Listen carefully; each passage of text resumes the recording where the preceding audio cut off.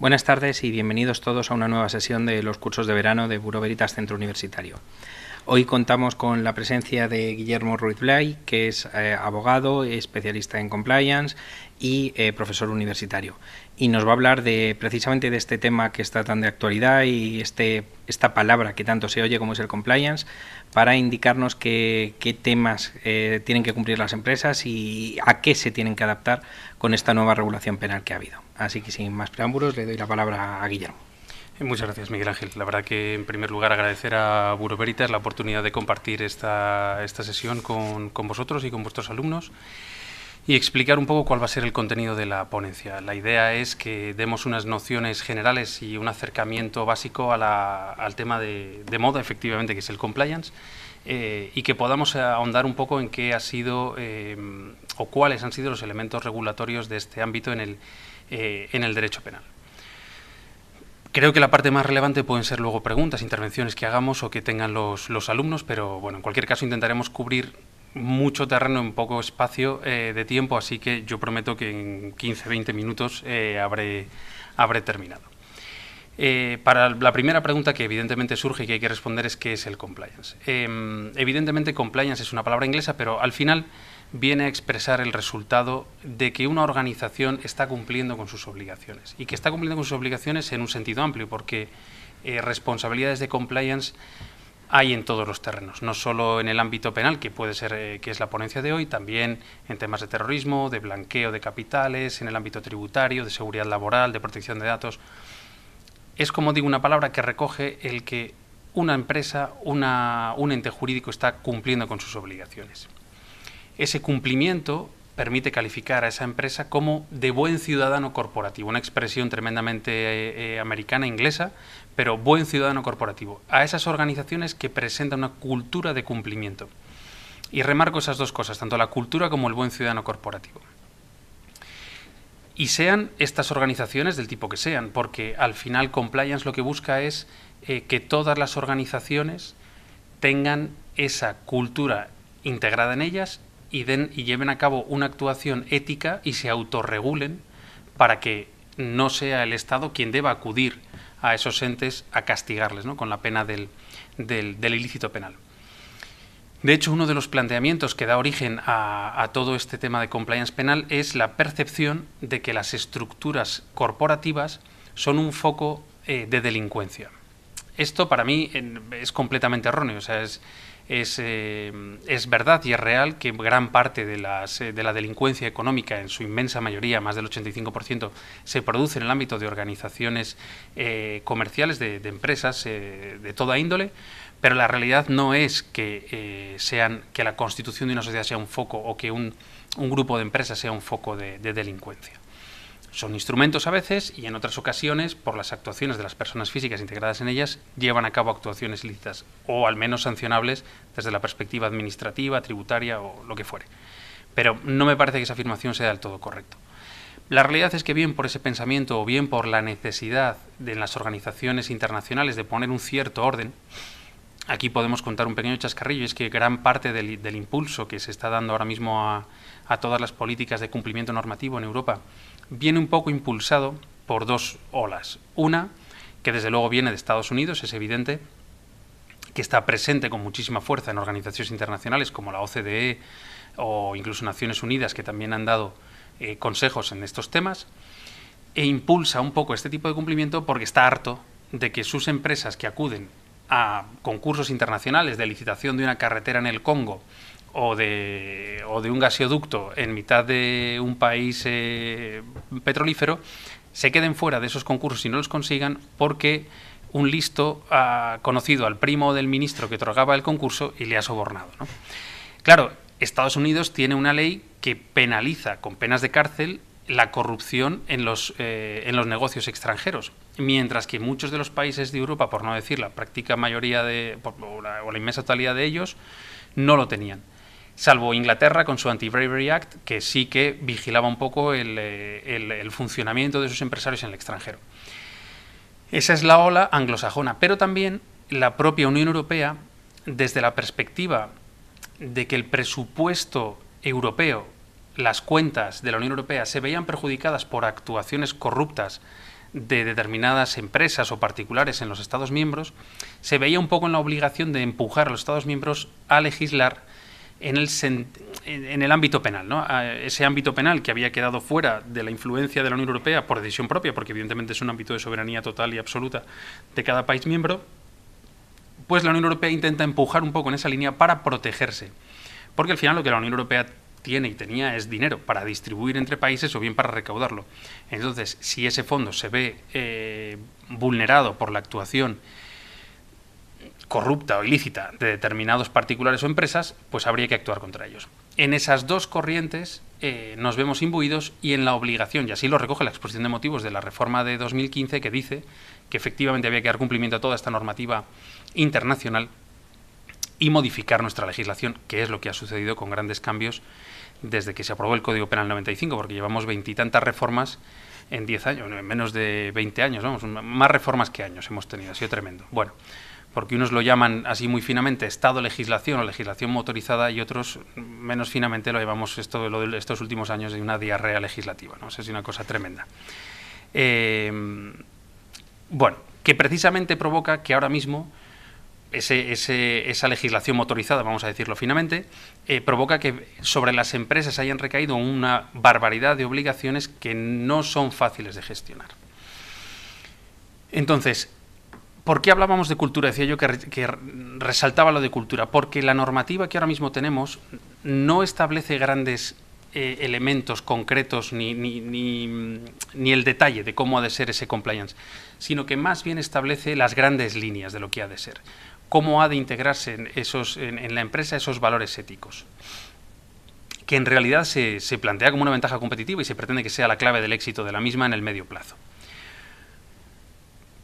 Desde luego, la función de compliance no puede integrarse, y eso se dice muy claramente en todos los ámbitos, en el departamento jurídico clásico de la empresa. ¿Por qué? Porque el departamento jurídico va a prestar una asesoría no neutral, sino de parte a la empresa, mientras que la asesoría de compliance tiene que ser absolutamente neutral, tiene que detectar debilidades, posibles riesgos reputacionales y económicos para la empresa y ponerlos de manifiesto para que se corrijan. Entonces, en ese funcionamiento necesitaremos una persona que sea completamente independiente y neutral con respecto a la compañía, no evidentemente como un cuerpo extraño, pero sí que maneje un cierto ámbito de neutralidad e independencia, que pueda crear esa cultura de integridad, de transparencia y de cumplimiento normativo para el éxito de esa organización, y que implicará no solo a los trabajadores, sino también a la alta dirección, porque realmente han de estar involucrados los dos, tanto la alta dirección y los trabajadores, por las razones que luego veremos más adelante. Bien, dicho un poco qué es el compliance, podemos aproximarnos a qué normas hay de compliance, qué engloba el compliance, qué tenemos que cumplir.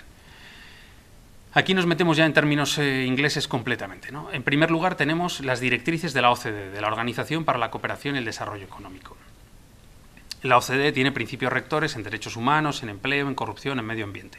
Es una de esas organizaciones internacionales del mundo anglosajón que ha promovido este tipo de cumplimientos normativos, ¿no? de protocolos, de manuales de cumplimiento normativo. Entonces aquí distinguimos dos normas, las que son hard law, normas de obligado cumplimiento, y soft law, normas que son más bien sugerencias. Junto a la OCDE hay otra organización que se llama COSO, el Committee of Sponsoring Organizations of the Treadway Commission, que la integran 5 organismos norteamericanos dedicados más bien a la contabilidad, la auditoría, bien, y que proponen 5 puntos esenciales de control interno, que son que exista un ambiente de control, es decir, que el trabajador sienta que efectivamente lo que él hace tiene una vigilancia y un control, que hay una evaluación de riesgos, que hay actividades de control, que hay una información y una comunicación bidireccional entre los trabajadores y la dirección, y hay una supervisión de todo lo que se hace. Junto a estos dos, COSO y OCDE, están las normas las normas ISO y UNE, ¿no? Organización Internacional para la Estandarización. No es sencillo, porque por las peculiaridades del compliance, encontrar una norma que estandarice todas las obligaciones de cumplimiento que tiene una empresa. ¿Por qué? Pues porque dependerá del tamaño de la empresa, dependerá del sector en que se mueva y dependerá del número de trabajadores, de la forma de organización interna. Depende de tantos factores que estandarizarlo no es sencillo. De hecho, las normas de estandarización que existen buscan más bien facilitar principios de actuación a las empresas, precisamente para que sirva a todos los niveles, para que no solo sea para grandes empresas cotizadas o para pequeñas empresas, no, unos principios que sirvan para todos y que de esta manera promuevan una mejora continua de sus sistemas de compliance, tengan a su disposición definiciones de qué es cada cosa, qué es alta dirección, qué es un compliance officer, cuáles son sus funciones, distinguir los roles precisamente del compliance officer, de la alta dirección de los trabajadores y regular que efectivamente se lleva a cabo una evaluación continua. Junto a estas normas internacionales hay también códigos de buen gobierno y códigos de buenas prácticas tributarias, que serían los dos últimos elementos y más relevantes en este ámbito. Los códigos de buen gobierno fueron aprobados en 2006 en España por la Comisión Nacional del Mercado de Valores, que los propuso con un contenido absolutamente voluntario para las empresas cotizadas. En 2015 se aprobó un nuevo código, pero al final tiene el mismo principio. ¿Cuál es el principio? Muy fácil. Que tú, empresa cotizada, o cumples o me explicas por qué no cumples. Es decir, aquí te facilito una serie de recomendaciones y cosas que yo creo que debes cumplir, pero si tú no las vas a cumplir, explícame por qué en tu memoria de fin de año, ¿no? Junto con las cuentas anuales y demás. En la reforma de 2015, ese principio de cumplir o explicar por qué no se cumple viene también aderezado con una serie de desarrollos del principio de lealtad de los administradores hacia los socios, de principios relacionados con la transparencia y de recomendaciones relativas a otros campos como el funcionamiento de la Junta General, del Consejo, de la responsabilidad social corporativa. Bueno, con esto he puesto de manifiesto que son varias las normas que desde luego implican o que se implican en este cumplimiento normativo. No las he dado todas y ya parece como agobiante en el sentido de que son muchas normas internacionales para empresas nacionales que dicen ¿qué tengo que hacer? ¿Quién se encarga de esto? Ahí tenemos una figura que es la del Compliance Officer, el oficial de cumplimiento, o el Chief Compliance Officer, cuya misión es evitar daños reputacionales y económicos, como he dicho antes. Su papel ha de ser neutral e independiente. Ya lo he dicho, no es un bicho extraño, pero ha de tener independencia del Consejo de Administración o del administrador único de la empresa, o de los administradores mancomunados, solidarios que corresponda. Ha de tener formación jurídica y ha de conocer el sector en el que se mueve la empresa. Desde luego es muy recomendable y prácticamente obligatorio que sea una persona íntegra. Es decir, que lo mínimo de lo mínimo es que no tenga antecedentes penales. Pero desde luego debería ser una persona reconocida con un comportamiento recto y con un comportamiento ético. Sería lo ideal. También es necesario que tenga una retribución económica acorde con su cargo, porque eso redunda en su independencia. Si no tuviera esa independencia económica no podría, ¿no?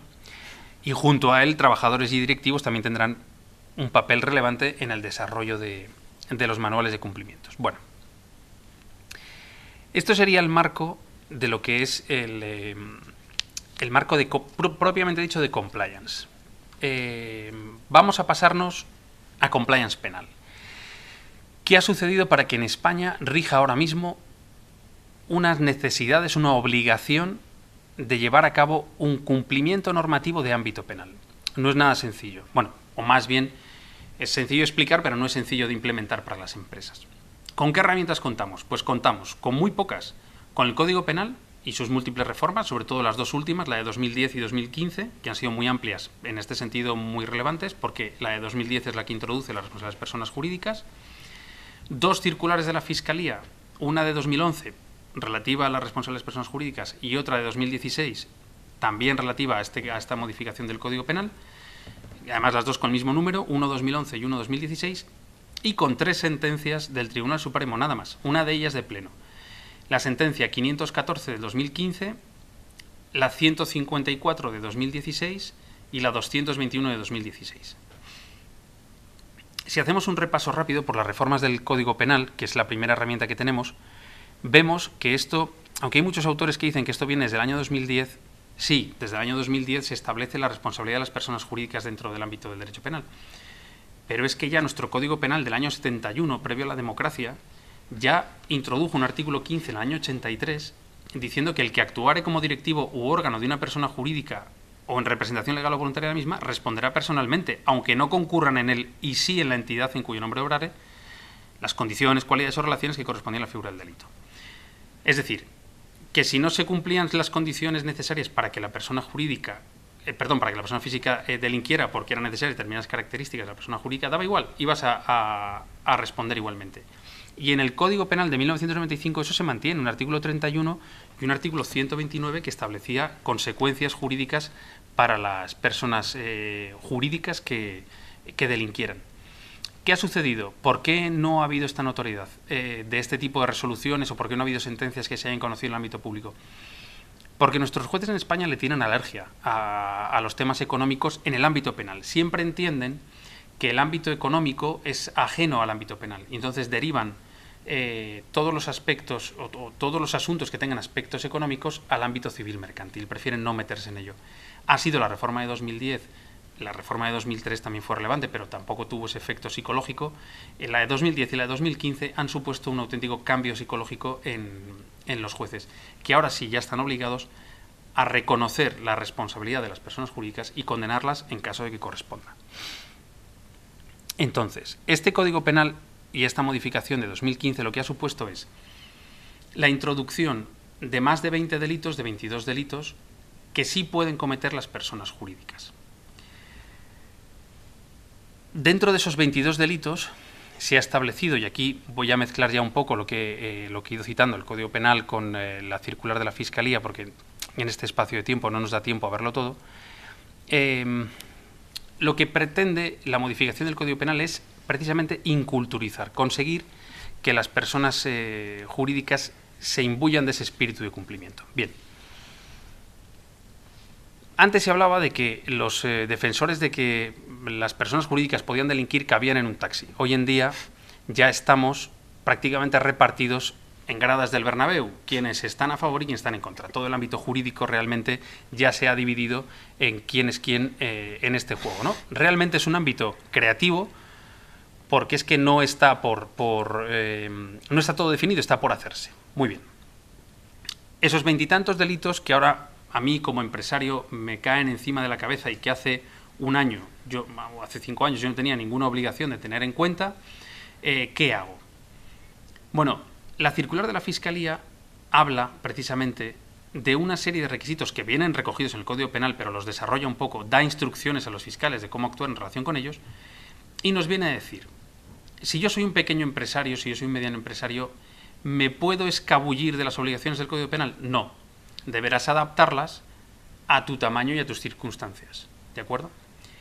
Si yo soy una gran empresa, por supuesto, y soy una empresa cotizada ya sin ninguna duda. ¿Cuáles son esos requisitos? Vamos a ver. El artículo 31 bis, y bueno, y luego ya todos los que vienen detrás, que esta reforma del Código Penal nos ha hecho repasar el latín, porque tenemos hasta un 31 quinquies, esto es tremendo, pues nos dice lo siguiente. En los supuestos previstos en este Código, las personas jurídicas serán penalmente responsables de los delitos cometidos en nombre o por cuenta de las mismas y en su beneficio directo o indirecto por sus representantes legales o aquellos, ya lo resumo el resto del artículo, o por aquellos que tengan poderes de organización y control. Esto viene a modificar la redacción anterior de 2010 que hablaba únicamente de que serían responsables si no se había ejercido sobre los directivos o sobre los trabajadores el debido control.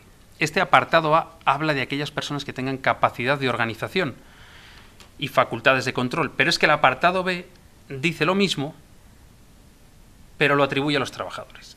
Siempre que esos directivos no hayan vigilado debidamente a los trabajadores o aquellos hubieran cometido el delito saltándose todas las medidas de control.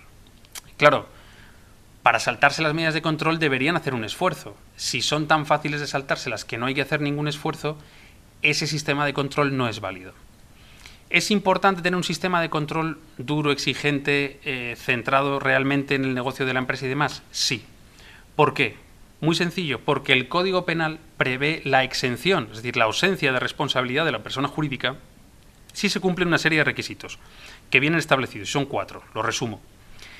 Que haya un modelo de organización y de gestión que incluya medidas de vigilancia y control, evidentemente, idóneas para prevenir los delitos en esa empresa, que haya una supervisión del funcionamiento y del cumplimiento de ese modelo de previsión y que los autores hayan cometido el delito eludiendo esos controles fraudulentamente.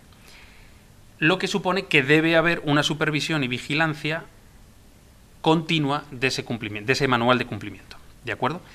Si no se cumplen todos esos puntos, habrá una atenuación de la pena. E incluso si se ha cometido el delito y la empresa todavía no tenía implementado esos protocolos de cumplimiento, de los modelos de cumplimiento normativo, podrá ver atenuada su pena si los establece en el momento justamente posterior a la comisión del delito.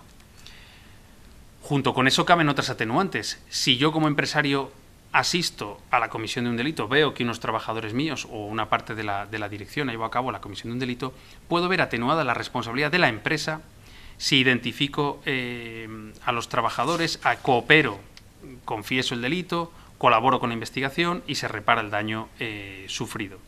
Y al mismo tiempo se establecen medidas eficaces para evitarlo en el futuro. Ese es el artículo 31.4, ¿no?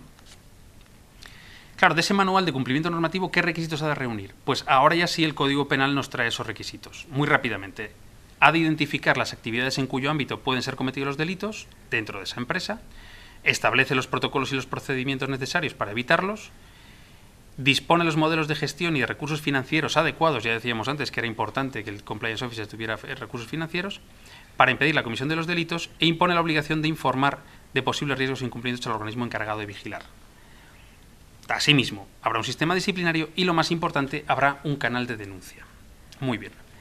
Entonces, ese Compliance Officer ha de vigilar que efectivamente ese protocolo, ese manual de cumplimiento normativo existe y que se está implementando adecuadamente en la empresa.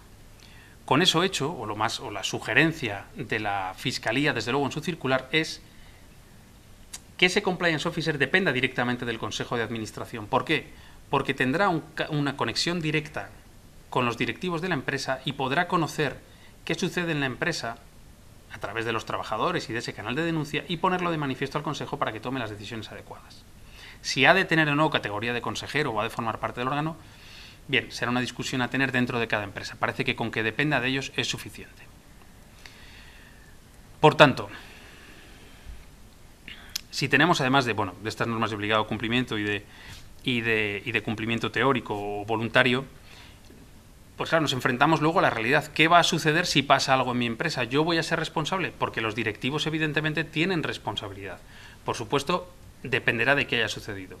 Si el directivo ha desatendido sus obligaciones de control de su ámbito precisamente de trabajo, de sus obligaciones, pues evidentemente tendrá una responsabilidad. La empresa tendrá otra. ¿Qué han venido a decir esas sentencias del Tribunal Supremo? La sentencia, la primera que hemos citado del año 2015, solamente incluyó un párrafo para advertir que por mucha reforma que hagamos y por mucha novedad que haya, realmente no debemos perder de vista nunca los principios generales del derecho penal. Y que esos principios son irrenunciables. No podemos perder la seguridad y las garantías que facilitan un derecho penal personal. O sea, cada uno es responsable de lo que hace. No podemos hacer a la empresa responsable de los hechos de un tercero. Y ha de demostrarse su participación en los hechos. Es decir, no podemos hacer a la empresa responsable objetivo o a un directivo únicamente porque es directivo. No, habrá de probarse su participación en los hechos. Por tanto, esa primera sentencia venía a decir, únicamente es un párrafo que viene a decir esto. No renunciamos, ¿no? Como este Tribunal Supremo no va a renunciar a aplicar los principios procesales y sustantivos necesarios.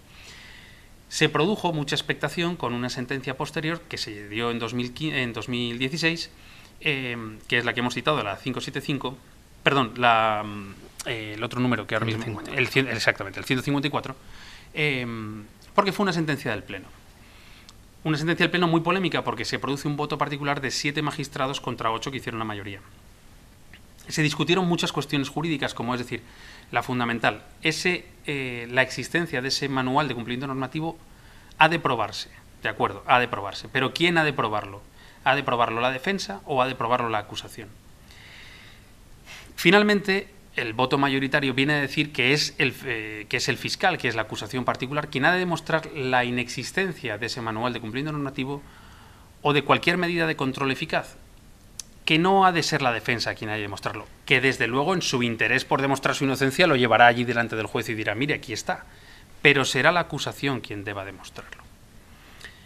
Entonces, realmente enfrentados a cómo se ha concretado la reforma del Código Penal, de acuerdo, la ley, la Fiscalía ha hecho un desarrollo y la jurisprudencia muy limitada a estas 3 sentencias, ha hecho otro.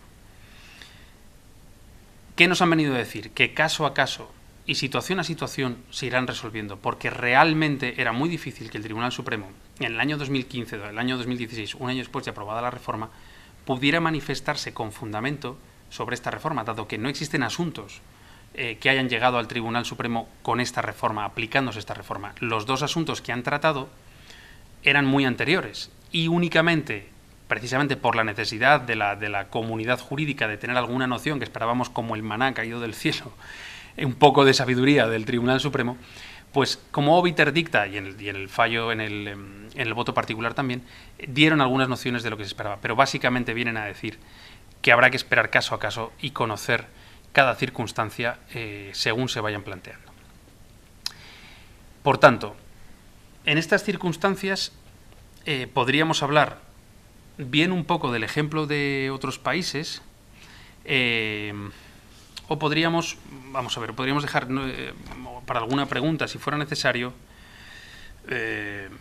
bueno, o algún matiz, por no aburrir más, porque realmente es tan extenso que pretendía dar únicamente unas claves, ¿no? Entonces, en el ámbito del derecho comparado, por citarles, ¿no? Convenciones de Naciones Unidas contra la corrupción, Convención de Naciones Unidas también contra la criminalidad organizada, hay un convenio penal sobre corrupción en el año 99 y bueno, y la ley, el Anti-Bribery Act de Reino Unido.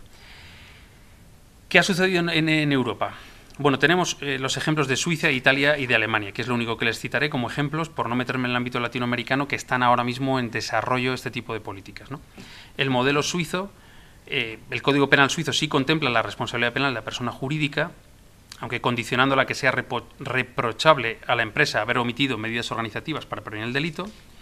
El modelo italiano sí que es muy parecido al español, porque prevé también consecuencias a la ausencia de vigilancia y de control, y sobre todo, muy importante, tan novedoso es esto, que es que hasta la jurisprudencia española mira la de otros países, y hasta la del Tribunal de Milán, que ha dicho que el compliance officer de una empresa ha sido responsable porque no puso de manifiesto con suficiente fuerza un hecho que se estaba produciendo dentro de la empresa. Es decir, únicamente lo puso de manifiesto una vez y no se preocupó de que aquello se solucionase. Y un tribunal de Milán lo ha hecho responsable junto a los directivos. Claro, es un tribunal de Milán de instancia, estamos pendientes de la apelación, pero esto nos sirve para ver cómo es que todo este ámbito se está construyendo. Y el modelo alemán lo mismo. En el modelo alemán, que es un modelo en el que se mira mucho España, la regulación del compliance officer es estudiada muy especialmente, ¿de acuerdo? Y sí existe una posición de garante, es decir, tiene prácticamente como la peor posición, ¿no? O sea, él tiene que encargarse de que no se den los riesgos previstos en el Código Penal y que no se cumplan control de esas fuentes de riesgo para evitar los daños. Podríamos extendernos, pero también si me extiendo podemos seguir aquí una hora y tampoco me gustaría. No sé, se han quedado muchos ámbitos sin tocar, pero se trataba de dar una perspectiva y de plantear la necesidad de que las empresas y las personas que nos escuchen, que se quieran también posicionar y formar en este ámbito, pues lo busquen y tengan la posibilidad. De hecho, aquí en Bureau Veritas vamos a empezar en octubre, muy posiblemente en octubre, un curso que permita formarse en este ámbito a todos los profesionales que quieran, porque realmente es un ámbito con mucha demanda profesional y muy relevante.